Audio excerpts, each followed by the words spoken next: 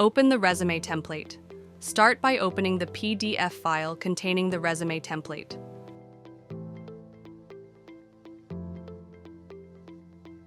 Click on the link provided in the PDF to access the Canva template.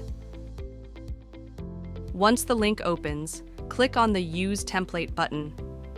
This will open the template in your Canva account, ready for editing. Edit the text. Click on any text box in the template to edit it. Replace the placeholder text with your information, such as your name, contact details, work experience, and skills. Replace the photo. Drag and drop your desired photo into the Canva editor.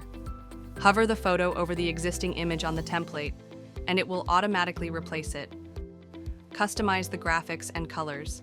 Click on any graphic or icon in the template to select it.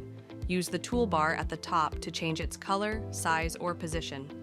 Experiment with the color palette to match your personal style or branding.